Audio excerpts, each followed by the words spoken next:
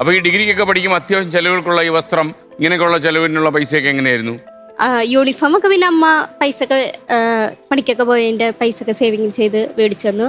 ബാക്കിയുള്ള കാര്യങ്ങളൊക്കെ ഞങ്ങൾ അഡ്ജസ്റ്റ് ചെയ്യും. ഡ്രസ് അഡ്ജസ്റ്റ് ചെയ്താ ഇല്ല വേണ്ടെന്ന് വെക്കോ? വേണ്ട, ഞങ്ങൾക്ക് ഉള്ളത് ഇട്ട് പോവും.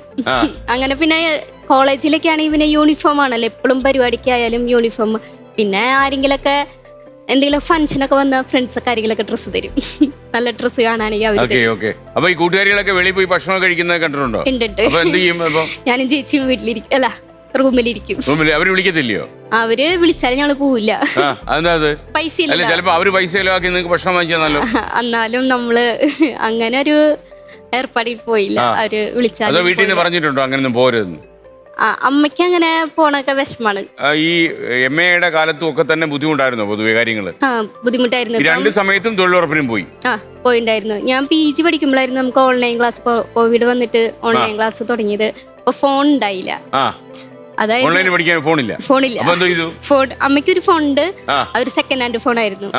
ആ ഫോൺ വെച്ച് പക്ഷെ ഞങ്ങളുടെ അവിടെ റേഞ്ചും ഇല്ല. അതായിരുന്നു ഏറ്റവും വലിയ പ്രശ്നം. റേഞ്ചും ഇല്ല, നെറ്റും ഇല്ല, ഒന്നുമില്ല. അമലുവിന്റെ കാര്യം എനിക്ക് മനസ്സിലായി. അമലുവിന്റെ ജീവിതം ഇത്തിരി ബുദ്ധിമുട്ട് തന്നെയാണ്. ഇപ്പോഴും ബുദ്ധിമുട്ടല്ലേ? ജോലിയൊന്നും ഇല്ലല്ലോ ഇപ്പൊ ഞാൻ ജോലി ചെയ്യുന്നുണ്ട്. ഇപ്പൊ ജോലിയുണ്ട്. ഇപ്പൊ എന്താ ജോലി? ഇപ്പൊ കമ്മിറ്റഡ് സോഷ്യൽ വർക്കർ ആയിട്ട് നമ്മുടെ TO ഓഫീസിൽ വർക്ക് ചെയ്യാണ്. അപ്പൊ എത്ര രൂപ ഒക്കെ കിട്ടും? അത് ഞാനിപ്പോ 1-ാം തീയതി തൊട്ട് ജോയിൻ ചെയ്തിട്ടുള്ളൂ. അപ്പൊ അവിടെ സാലറി പറഞ്ഞേക്കണത് 29,000 പറഞ്ഞേക്കണത്. അത് കിട്ടിയ ഒരു ആശ്വാസമാവും. വീട്ടിൽ. അപ്പൊ ഈ ജപ്തി ഒഴിവാക്കാൻ അതുകൊണ്ട് പറ്റുമോ? അതുകൊണ്ട് പറ്റില്ല. ജപ്തിയാണോ ഇപ്പൊ മനസ്സിലെ ഏറ്റവും വലിയ വിഷമം?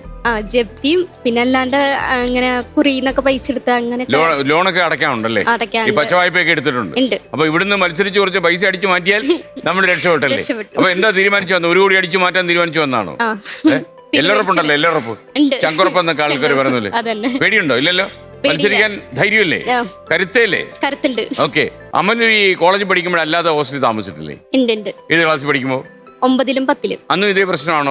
ഹോസ്റ്റലിലെ ഭക്ഷണം കിട്ടും, യൂണിഫോം ആണ്, അത് തന്നെയായിരുന്നു. വീട്ടിൽ കറണ്ട് ഉണ്ടായില്ല, അതുകൊണ്ട് അമ്മ ഹോസ്റ്റലിൽ കൊണ്ടാക്കി. ഓക്കെ. അപ്പൊ ഈ സാധാരണ വീട്ടിൽ കറണ്ട് ഇല്ലാത്തതുകൊണ്ട് ചേച്ചിമാരൊക്കെ എങ്ങനെയായിരുന്നു പഠിക്കുന്നത്? മണ്ണെണ്ണവിളക്കിലായിരുന്നു? മണ്ണെണ്ണവിളക്കില്. ഓക്കെ. മണ്ണെണ്ണവിളക്കിൽ പഠിക്കാൻ പറ്റത്തില്ലേ? പഠിക്കാനൊക്കെ പറ്റും, പക്ഷെ ഇങ്ങനെ കൊറേ നേരൊക്കെ ഇങ്ങനെ മണ്ണെണ്ണവിളക്കിൽ ഇരിക്കുമ്പോ മുടിയൊക്കെ ഇങ്ങനെ ഈ മണ്ണെണ്ണയുടെ പുക കണ്ണിലേക്ക് കയറും. അതന്നെ. നമ്മളൊക്കെ മണ്ണെണ്ണവിളക്കിൽ പഠിച്ചിട്ടുണ്ട്, അതുകൊണ്ട് ചോദിച്ചാൽ. 8-ാം ക്ലാസ്സിലൊക്കെ പഠിക്കുന്ന സമയത്ത് ഹോസ്റ്റലൊക്കെ താമസിക്കുമ്പോഴേ അവിടെ നിങ്ങൾ അത്യാവശ്യം ഭക്ഷണം കഴിക്കും. അപ്പൊ വീട്ടിൽ ഭക്ഷണം കഴിക്കുന്നില്ല. അത് ഈ മകൾ ഓർത്തിട്ടുണ്ടോ എപ്പോഴെങ്കിലും? ഓർക്കാറുണ്ട്. അപ്പൊ ഓർക്കുമ്പോ എന്താ ചെയ്യുന്നത്? ഭക്ഷണം കഴിപ്പ് നിർത്തുവോ? ഇല്ലില്ല, നമുക്ക് കിട്ടിയ ഭക്ഷണം നമ്മള് കഴിക്കും. ഞങ്ങൾക്ക് ഇങ്ങനെ വീട്ടിൽ ഫോണൊന്നുമില്ല വിളിച്ചു ചോദിക്കാൻ, കഴിച്ചോന്നൊക്കെ ചോദിക്കാൻ? വീട്ടില് വിളിക്കാൻ പറ്റില്ല. വിളിക്കാൻ പറ്റില്ല. അമ്മ ഇങ്ങനെ 2 മാസം കൂടുമ്പോ കാണാൻ വരും. ഹോസ്റ്റലിലോട്ട് വരും. ഹോസ്റ്റലിലേക്ക് വരും. എന്തെങ്കിലും കൊണ്ടുവരുമോ ഹോസ്റ്റലിലോട്ട്? അമ്മ വരുമ്പോ എന്തെങ്കിലുമൊക്കെ പലഹാരം. കപ്പ വറുത്തത്. രണ്ടാമത്തെ ചേച്ചിക്ക് ഭയങ്കര ഇഷ്ടം കപ്പ വറുത്തത്. രണ്ടാമത്തെ ചേച്ചി എന്റെ കൂടെ ഹോസ്റ്റലിൽ ഉണ്ടായിരുന്നു. അങ്ങനെ അപ്പൊ കപ്പ വറുത്തതും മിഠായി ഒക്കെ ആയിട്ട് വരും അമ്മ. ഒരു 2 മണിക്കൂറോളം ഞങ്ങൾ കൂടെ ഇരുന്ന് സംസാരിക്കും. അപ്പൊ ഞായറാഴ്ച ദിവസങ്ങളിലായിരിക്കും അമ്മ വരാ. അപ്പൊ അമ്മ വന്നെന്ന് പറഞ്ഞിട്ട് പരിചയപ്പെടുത്തി കൊടുക്കും. അപ്പൊ ഞങ്ങക്ക് ഇങ്ങനെ ഈ ഞായറാഴ്ചകളിലൊക്കെ അവിടെ എന്തെങ്കിലും കല്യാണങ്ങളൊക്കെ ഉണ്ടെങ്കിൽ അവരുടെ ഫുഡ് ഞങ്ങക്ക് കൊണ്ടുത്തരും. പിന്നെ ചിലവരൊക്കെ ഇങ്ങനെ കല്യാണം ഉണ്ടാവാറുണ്ടോ? കുശാലാണ്, അവിടെ ബിരിയാണി കിട്ടും. ഇങ്ങനെ നല്ലൊരു ഐഡിയ കേട്ടോ. നമ്മുടെ നാട്ടിൽ ഏറ്റവും കൂടുതൽ ഈ ഭക്ഷണം വേസ്റ്റ് ആക്കുന്ന കല്യാണ സ്ഥലത്താണ്. കല്യാണ സദ്യ കുറച്ച് ആൾക്കാർ കഴിച്ചില്ലെന്ന് വരും, കുറെ ആൾക്കാർ വേസ്റ്റ് ആക്കും. അപ്പൊ ഇതൊക്കെ യഥാർത്ഥത്തിൽ കൃത്യമായിട്ട് എടുത്ത് അടുത്ത ഹോസ്റ്റലിലോ വേണ്ടുന്ന ആളുകൾ കൊടുത്തു കഴിഞ്ഞാലേ അവര് അന്നത്തെ ദിവസം സുഖകരമായി. അന്നത്തെ ദിവസം ഭയങ്കര ഇഷ്ടമാണ്. ഞായറാഴ്ച ദിവസം ഭയങ്കര ഇഷ്ടം. കല്യാണം നടക്കണേ ഞങ്ങളുടെ പ്രാർത്ഥന. കല്യാണം കഴിക്കാതെ ഈ നാട്ടിൽ നിൽക്കുന്ന പെൺകുട്ടികൾ വല്ലതും ഉണ്ടെങ്കിൽ ഉടനെ കല്യാണം കഴിക്കണേ, ഒറ്റ ആയതേ ഉള്ളൂ, ഉദരനിമിത്തം അല്ലേ? അപ്പൊ ഞങ്ങൾക്ക് നല്ല ഫുഡ് കിട്ടും. ഓക്കെ. വയറിന്റെ പ്രശ്നമാണ് നമുക്ക്, അവർക്ക് താലിയുടെ പ്രശ്നം. പിന്നെ ഞങ്ങൾ ഇങ്ങനെ ആരെങ്കിലൊക്കെ ഇങ്ങനെ കാണാനൊക്കെ വരും.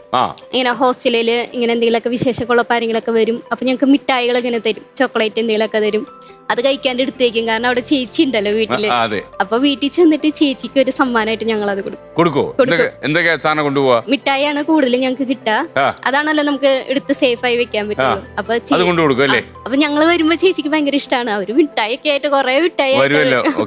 ഈ കൊറോണ കാലം എങ്ങനെയായിരുന്നു? 20 മാസക്കാലം പിടിച്ചു നിന്നത് വീട്ടിൽ എങ്ങനെയായിരുന്നു അവസ്ഥ? കാര്യം ജോലി എടുക്കാൻ പോകാൻ പറ്റത്തില്ല, പുറത്തേക്ക് പോകാൻ പറ്റില്ല അവസ്ഥയായിരുന്നു.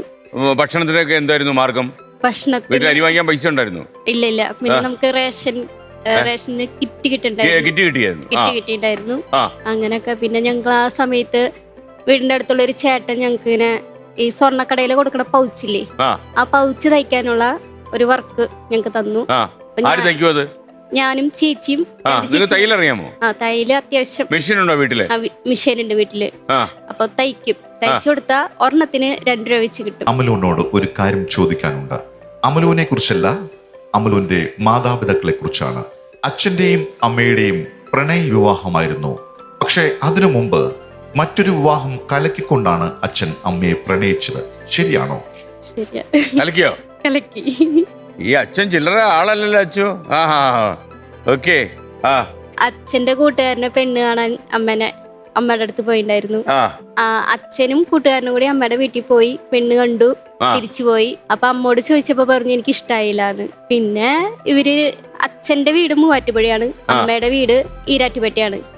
അച്ഛന്റെ വീടിന്റെ അടുത്താണ് അമ്മയുടെ ഒരു കസിൻ ഉണ്ട്. അപ്പൊ അവിടെ പോയി നിന്നപ്പോ അച്ഛനെ അന്ന് കണ്ട് പെണ്ണ് കാണാൻ വന്നല്ലോ, ആ ഒരു പരിചയത്തില് വീണ്ടും പുതുക്കി, ആ പരിചയം ഒന്ന് പുതുക്കി അത് പ്രശ്നമായി.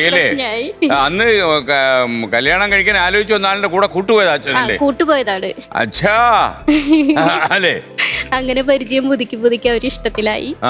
അങ്ങനെ വിളിച്ചിറക്കി കൊണ്ടുവന്നു. വീട്ടുകാര്, അച്ഛന്റെ വീട്ടുകാർക്ക് എതിർപ്പായിരുന്നു, അതേപോലെ തന്നെ അമ്മയുടെ വീട്ടുകാർക്കും എതിർപ്പുണ്ടായിരുന്നു. അപ്പൊ അച്ഛൻ ചോദിച്ചു, എന്റെ കൂടെ ജീവിക്കാൻ നീ തയ്യാറാണെങ്കിൽ എന്റെ കൂടെ പോകുന്നോ, ഞാൻ നോക്കാന്നൊക്കെ പറഞ്ഞു. അങ്ങനെ അച്ഛൻ അമ്മേനെയും കൊണ്ട് ഈ തൃശ്ശൂർക്ക് വന്നു. ആമ്പല്ലൂര് വന്നു അല്ലേ? ആമ്പല്ലൂര്. 3 പെമ്മക്കളാണല്ലോ അമ്മയ്ക്ക്. 3 പെൺകുട്ടികൾ. സന്തോഷമായിരുന്നോ 3 പെമ്മക്കളെ? അതോ ആമ്പിള്ളേർ ചില ആൾക്കാർ ഒരു ആൺകുട്ടി ഉണ്ടായിരുന്നെങ്കിൽ? ഞങ്ങളുടെ തറവാട്ടിൽ അച്ഛനാണ് ആൺകുട്ടിയായിട്ടുള്ളത്. അപ്പം കല്യാണം കഴിഞ്ഞപ്പോ മൂത്ത കുട്ടി പെൺകുട്ടി ഉണ്ടായപ്പോ എല്ലാവർക്കും ഭയങ്കര സന്തോഷമായിരുന്നു. പിന്നെ അത് കഴിഞ്ഞിട്ടും പെൺകുട്ടിയായിരുന്നു പറഞ്ഞപ്പോ അവരുടെ സന്തോഷങ്ങളൊക്കെ കുറഞ്ഞു. പിന്നെ ഞാൻ വീണ്ടും ഒരു പെൺകുട്ടിയാന്ന് പറഞ്ഞപ്പോ ആകെ പ്രശ്നമായി. അവര് ആൺകുട്ടികളെ കാത്തിരുന്നിട്ട് ഒരു പെൺകുട്ടീനെ കിട്ടിയപ്പോ അച്ഛമ്മയ്ക്കായാലും ഭയങ്കര വിഷമയ്ക്കായിരുന്നു, എന്നെ വാങ്ങാനൊക്കെ ആയാലും.